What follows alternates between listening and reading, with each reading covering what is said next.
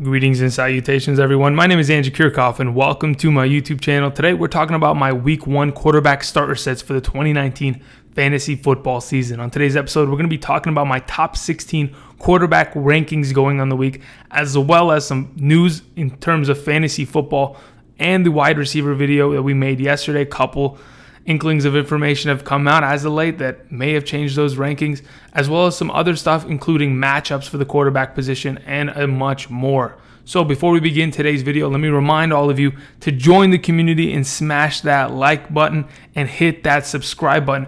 Be like Tyron Smith of the Dallas Cowboys this week. Pancake block that subscribe button, join the community, click that notification bell button to know when my latest content is out and when I'm live streaming. Yes, I will be live streaming today. More information about that later in the video as well. If you guys haven't checked out my Patreon page, the link is down in the description. You can go check that out. If you want all of your 2019 fantasy football questions answered, that is the place to go. Many of you who have already joined, thank you so much. Much love going forward. All right, now let's get into it, shall we? Hey, how's it going, guys? It's Thursday. The Packers and the Bears play tonight. I'm extremely excited. Couple pieces of information we got to talk about before we get into quarterbacks and stuff. Number one, we have a live stream later today. If you are interested in coming by, hanging out, talking football, we're going to be doing that. Specifically, it'll probably start around 4 o'clock, maybe a little bit later. I can only do it for about an hour, so probably an hour before kickoff, something like that. So typically about from 4 to 5 o'clock will be about when I'll be on. So just so you guys are aware. On top of that, a couple pieces of information came out yesterday after my wide receiver video. Number one, the wide receiver video that I recorded yesterday, Stephon Diggs had been perfectly fine when I was recording the video. As soon as I uploaded that thing, Stephon Diggs missed practice. As of right now, Thursday, Stephon Diggs is cleared. He practiced today, and his hamstring's okay, and he should look towards playing this coming Sunday. So I think he'll be fine, but just keep an eye on that, okay? Also, a couple things that need to be adjusted. The Lions playing against the Cardinals. The Cardinals are missing their top two cornerbacks. People made me aware of Patrick Peterson's suspension that took place this offseason. Honestly, went over my head. So thank you for those of you who pointed that out to me. Much appreciation. So that only helps Marvin Jones and Kenny Golladay in terms of rankings. Another piece of information regarding a wide receiver, Antonio Brown. The information came out from sources from ESPN, SportsCenter, all of the Jazz, NFL Network, that Antonio Brown may be facing a suspension from the Oakland Raiders. He's been missing practice as of late. He's been verbally, I guess, going after the Raiders online. He took a screenshot or he took a picture of the fine that he received the other day of like something near $50,000. So there's a chance that obviously he could play this week, but from what we've been hearing, he had a verbal altercation, with Mike Mayock, the GM of the Raiders, yesterday, and they could lean towards suspending him for week 1. So keep an eye on that. That's extremely unfortunate, but it helps Tyrell Williams. For those of you who are looking for a guy to play as a wide receiver 3 this week, Tyrell Williams moves up for sure because he would become the number 1 wide receiver of that team. Still into a tough matchup, but still he would have the opportunity there.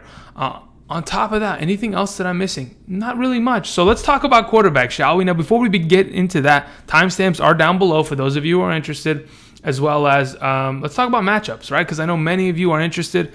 So defenses gave up this many points to opposing quarterbacks last season in 4-point per passing touchdown formats. So according to what we see, the team that was the best against the quarterback position was the Buffalo Bills, and the team that was the absolute worst and struggled heavily against the quarterback position last season was the Atlanta Falcons. All in all, I'm thinking some of this could change. I'm hoping it will. I'm assuming the Atlanta Falcons won't be as bad, but they're going to be up against it this week. The New Orleans Saints, the Cincinnati Bengals, the Tampa Bay Buccaneers, the Chiefs, these are all teams that gave up a lot of points to opposing quarterbacks, which, brings up the argument for a lot of guys that we're not even going to talk about today. But still, I just wanted to make sure you guys were all aware of how the 2018 season concluded in terms of teams giving up points to opposing quarterbacks. So now that you can go ahead and pause this, look at it, do what you may. These were the matchups and how many points opposing defenses were giving to quarterbacks. Let's go ahead and move on. Let's talk about my number 1 quarterback on the week, Deshaun Watson. I mean, it's plain and simple. When we talk about quarterbacks, having the ability to rush the football and have over 500 yards in a season is so valuable in fantasy football, especially in 4-point per passing touchdown formats. For those of you who play in it, whether it's 6 or 4, plain and simple, the way I see it, Deshaun Watson going against the New Orleans Saints, who gave the second most points to the quarterback position last year and the number one most points against the wide receiver position last year. I cannot see a opportunity where Deshaun Watson doesn't have a fantastic week on that Monday Night Football game. I really do believe Deshaun Watson has a very good opportunity with DeAndre Hopkins, Will Fuller, Duke Johnson, as well as the new additions of Kenny Stills, a much improved offensive line.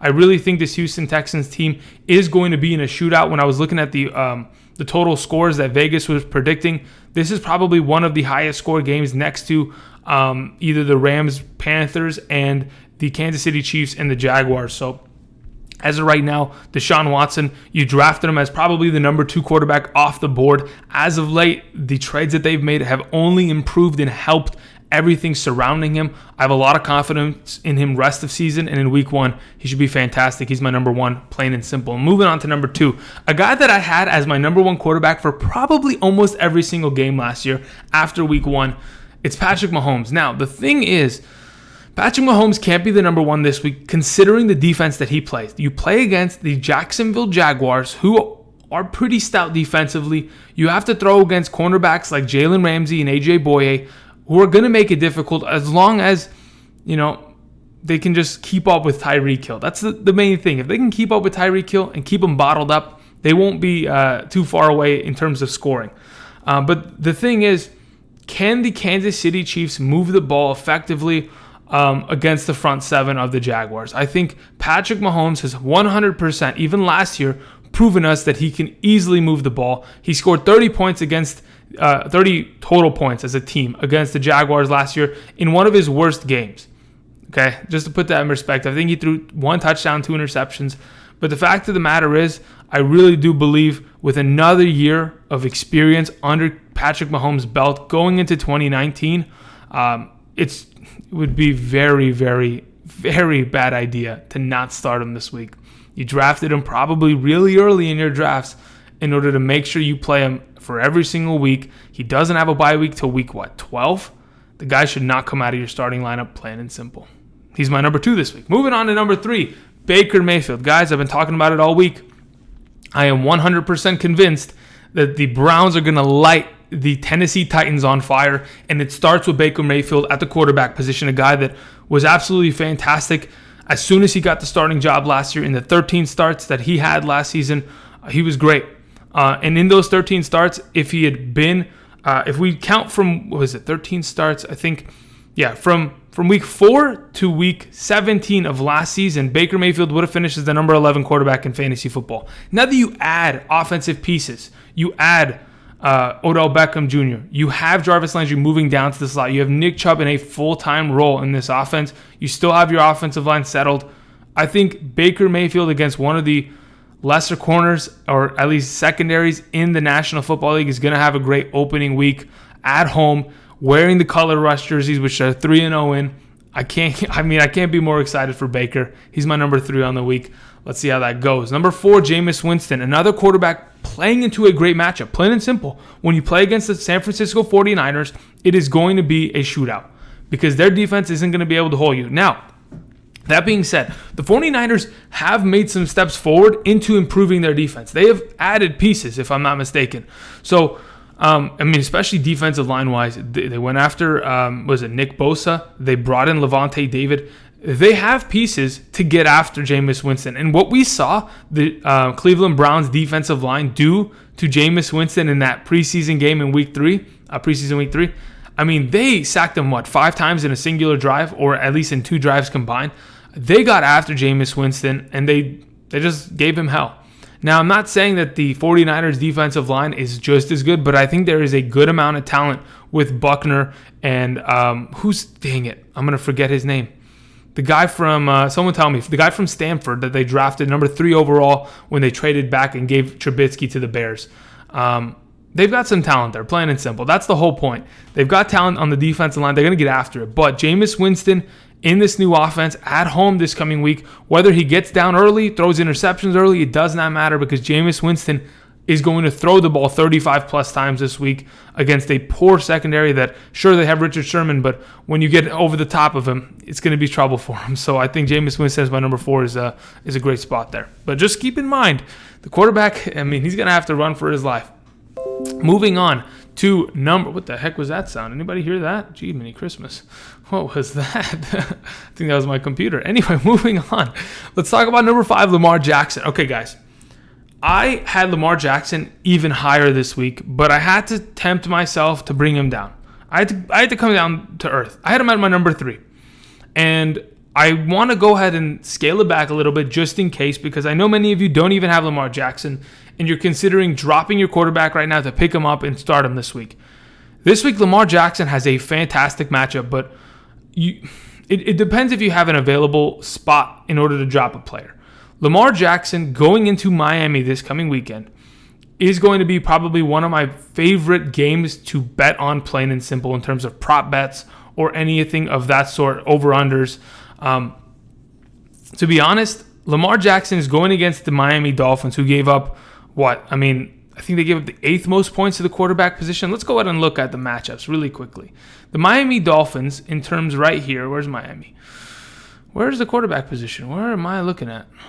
Miami, they gave up the 7th most points to the quarterback position last year. Now, another stat that I remember is that they gave up the 5th most points to the running back position last season.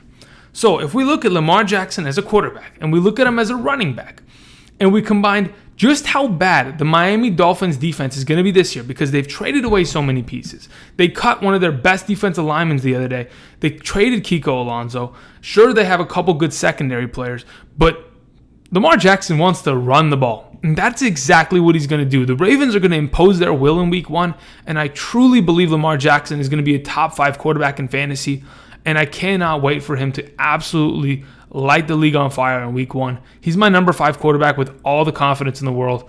Fire him up, guys. Let's go. All right, number 6, Drew Brees. Okay, so speaking of Deshaun Watson, the Monday night game against the Saints, it's going to be a shootout, plain and simple. We know that for a fact because Drew Brees doesn't get behind and not come back. That's not his MO. Drew Brees is always competitive. He's going to get after the Texans defense with a great offensive line, bringing in guys like Jared Cook to complement the receivers of Alvin Kamara, Michael Thomas, Ted Ginn, Traquan Smith. We have a great looking offense, probably one of the better offenses we've seen from the Saints in a couple years, considering they've improved the tight end position so deep. Ben Watson last year wasn't great. Kobe Fleener the years prior weren't great. But now that you bring in Jared Cook coming off his best statistical season of his career, I only see Drew Brees having a great season. I understand that he has thrown the ball 140 times less than he did 2 years prior, 2016 comparatively to 2018. But Drew Brees finding the end zone is not a difficult thing. He's going to do so, and I expect this to be a high-scoring game. And Drew Brees is my number 6 quarterback. The only reason I don't have him any higher is because I know Alvin Kamara loves the work in the red zone, and they have a two-headed monster scheme where they want to run Latavius Murray and they want to run Alvin Kamara, and they're going to absorb a lot of the fantasy statistics. But even then, I think Drew Brees, top 6 quarterback. It's a given. Start him up, guys. Moving on to number 7, the guy that made so much money the other day. They paid Jared Goff so much money. I cannot understand. Look, I understand.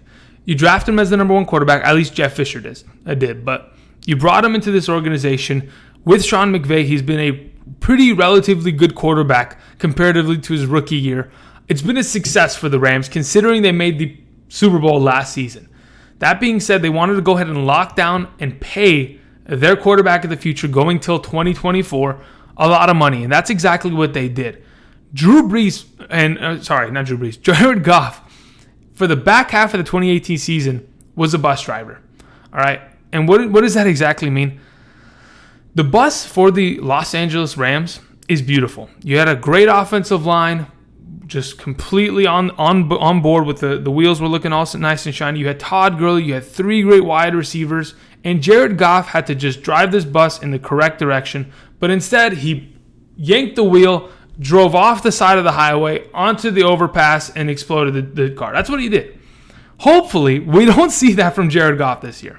hopefully what we're going to see is Jared Goff of the first 8 games of the 2018 season, where the guy was averaging 30-plus points in 6-point per passing touchdown formats. A guy that was throwing, 2+ touchdowns every single game, even with Todd Gurley absorbing so much of the red zone work and touchdowns from the goal line. Jared Goff this coming week has a lot to prove against the Carolina Panthers, coming off the Super Bowl hangover. He's got a lot to prove. He's made a lot of money, and I think this is the week that he's going to make the statement. He's my number 7 quarterback. I have a lot of confidence with him. Listen, Todd Gurley, he's going to be fine, guys. He's going to be fine. Cooper Kupp coming back. I love it. Obviously, the offensive line might find some issues, but this is the real test for them. They got to go against some pretty good defensive line. Gerald McCoy is coming after them. So, as of right now, Jared Goff, I like you at number 7. Let's see how you do, baby. Moving on to number 8, my last of the top 8 quarterbacks. We're talking about Carson Wentz into a great matchup against the Washington Redskins. To be honest, should be easy pickings for them. Carson Wentz could potentially finish as a top 3 quarterback this coming week.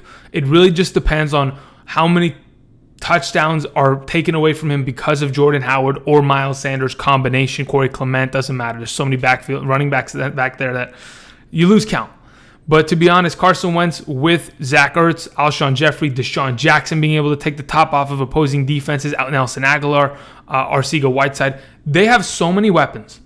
And Carson Wentz is so undervalued in terms of where he was drafted this season. Well, actually, you know what? He kind of rose up draft boards late in the season, but early summer, I'm telling you, he was just being stolen. Carson Wentz is a great start this week in a fantastic matchup against the Redskins. I can't be more excited about it. I think it's going to be a blowout, and I think it only is going to help fantasy owners. So Carson Wentz, you are my number 8 quarterback in the week. Start him up, guys. All right, moving on to the next 8 quarterbacks on today's list. The last of, listen, in your league, typically some of you guys play in 8-team leagues, 10-team leagues, 12-team leagues, sometimes 14. So this should cover all of your bases. Now, if in fact you're sitting there and you're thinking, well, I play in a 2 QB league and I need more information than this, go to the Patreon and I will have my top 32 rankings for this coming week up and ready to go. So if you're interested, go check that out, guys. Link is down in the description. Alrighty. By the way, if you haven't clicked that like button and you've watched thus far, how dare you? No, I'm just kidding. Please click that like button. It helps the channel out, helps me grow. Much appreciated to all of you. And it's free. Just click the button. Bada boom. All right, let's talk about my number 9 quarterback on this week, Russell Wilson, into a fantastic matchup against the Bengals. Now, the Bengals, like we just went over, gave up, the 3rd most points to the quarterback position last season. The Bengals are awful defensively. Whether it was against the running backs, tight ends, quarterbacks, wide receivers last season, the Bengals could not stop a soul. And that's exactly what's going to happen when the Seahawks at home play against the Bengals. Now, why do I have Russell Wilson at the number 9 spot instead of somewhere higher? It's because of how much the Seattle Seahawks want to run the ball. They have become a run-first team. They ran the ball nearly 560 times last year, something like that, 560, 540. They ran the ball nearly 33 times a game. That I know for a fact. It's like 33.75 times a game. That one's in the bank. So because of the fact that they want to run the ball so often, sure, Russell Wilson's going to use his legs. He's going to move the ball with his legs. But Chris Carson, Rashad Penny are the main contributors of this offense. And I think they're going to absorb a lot of fantasy value that could hurt Russell Wilson. Now, you're still going to get your contributions from Russell Wilson in terms of passing, in terms of finding Tyler Lockett, and finding whether Jerron Brown or DK Metcalf are ready to go as the number 2 wide receiver. They're going to find success. Russell Wilson is going to be a top 10 quarterback. But my only concern is the running game being potentially detrimental to his total fantasy points. That's why I have him a little bit lower, but otherwise, fantastic start this week in a great matchup against a very poor defense. My number 9 quarterback on the week. Moving on to number 10. All right, guys, we have Cam Newton at the number 10 spot. Now, here's the thing. Many of you may be concerned about the ankle issues. I don't have any concern with that. That was two and a half weeks back in a preseason game. Sure. I think mainly they took him out of the game and put him in a boot just to be careful. Now that he's fully practiced and fully participating, Cam Newton should be ready to go. Whether he is hurt or not does not matter. They're going to tape him up and he's going to go. Plain and simple. That's how the NFL works. And it's going to be a tough matchup. You got to play against a team that went to the Super Bowl from the NFC. And it's going to be a pretty high-scoring affair, in my opinion.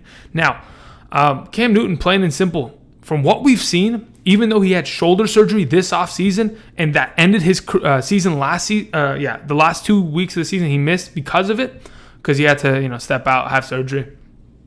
He's looked very good this preseason in terms of the deep ball.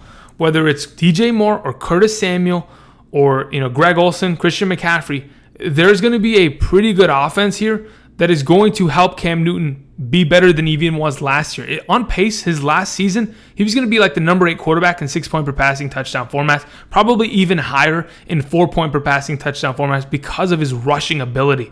Cam Newton has looked good in the last couple weeks in terms of getting back in health, and just off of where he was leaving off last season, his passing completion percentage went up because of the introduction of McCaffrey so heavily used in the passing game. I only see Cam Newton being great this week. He's my number 10 quarterback. They've improved their offensive line. I mean, everything is going towards the right direction for Cam. He's just got to step up, complete some passes in the clutch, and we're going to have a good week from him. Moving on to my number 11 quarterback.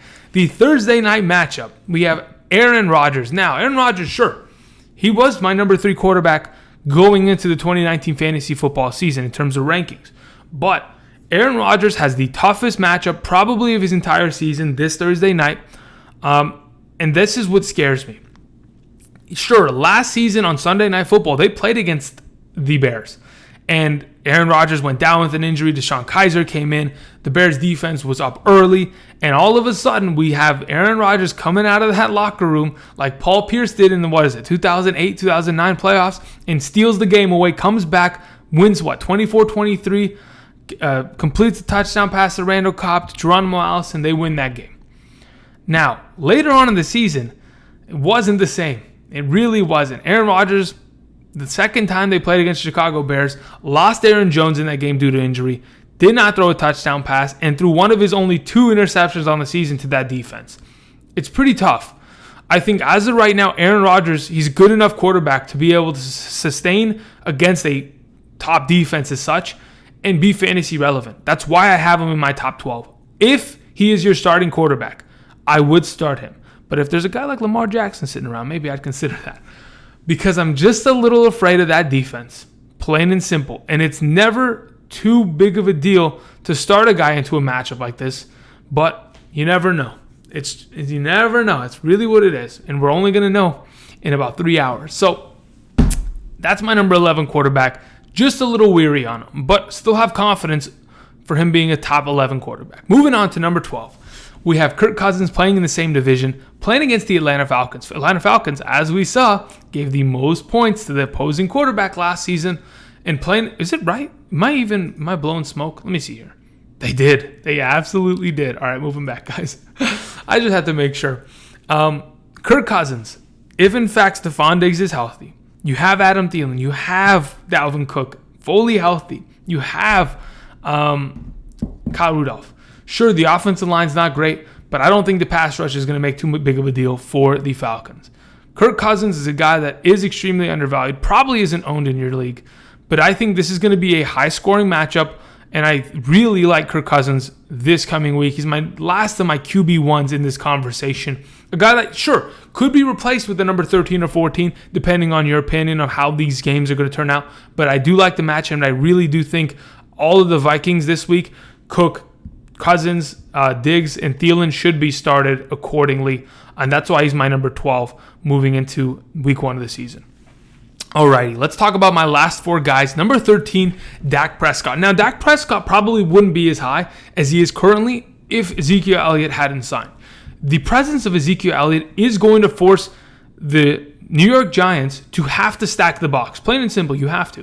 When you're playing against Ezekiel Elliott and such a great offensive line with 3 Pro Bowl offensive linemen, there is a little bit of, hesitation in terms of, hey, let's give him some room. No. We want to stack the box, and we want to go ahead and make Ezekiel Elliott's life a living hell.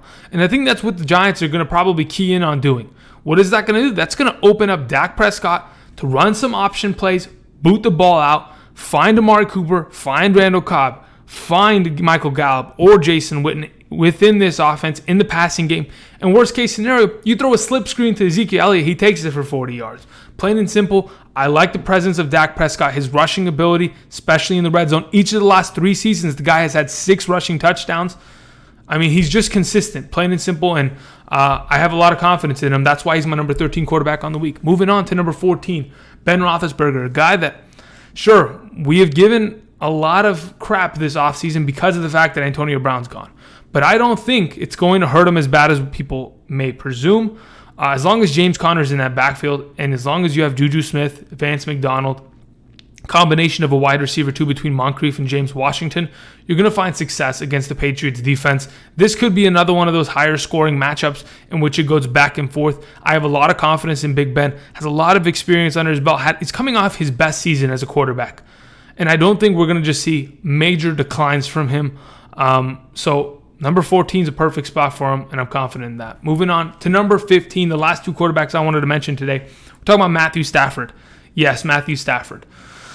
Even prior to knowing that Patrick Peterson was out, I was pretty high on Matthew Stafford this offseason. I thought, obviously, losing Marvin Jones last year, Golden Tate to a trade, Kerryon Johnson to an injury, having his back injury that plagued him for the entire season. Coming into 2019, he was going to be, the Matthew Stafford that we're known to see. I mean, let's be honest. From 2015, 16, 17, Matthew Stafford was a top 10 quarterback in fantasy. And for some reason, we've all forgotten that. And I want to hope, and this is why I have him at number 15, that because of how bad the Cardinals' defense is, Matthew Stafford's going to light them on fire. And they're going to just do what they want. Plain and simple. So the number 15 spot, it's not overranking him. That's a lot of confidence in a guy that is going into a great matchup against a secondary that's beat up or pretty much gone due to suspension with good wide receivers. I have a lot of confidence in Matthew Stafford. He's my number 15, a great guy to play this week. Moving on to my last quarterback, Matt Ryan. Yes, Matt Ryan has come down all the way to the number 16 spot. Unfortunately, he gets to play against the Vikings defense. It's a tough defense, absolutely. And to be honest, I think it's going to be a higher scoring affair, but just to be safe, because from what we saw in week 1 of last season, it was a little different. Matt Ryan was only able to score 12 points against the Eagles, 18 in that first game. It was rough. Maybe they start off hot. Maybe they start off, slow. But just to be safe against one of the tougher defenses where they're going to be double covering Julio with Xavier Rhodes and Harrison Smith over the top, it's going to be tough. And this pass rush, they're going to get after it. So just to be safe, Matt Ryan, number 16 quarterback. That is the last name that I wanted to mention today. Thank you, everybody, for watching. If you like today's content, click that like button. Join the community by clicking the subscribe button. And I will see you hopefully later this afternoon during the live stream, 4 o'clock-ish, Pacific Standard Time. Thank you again, guys. And until next time, which will be the tight end videos, probably later today. Yes, for sure, it'll be later today. I appreciate you guys watching, taking the time out of your day to join me. Thank you again. Much love. And until next time, I'll see you guys. Peace.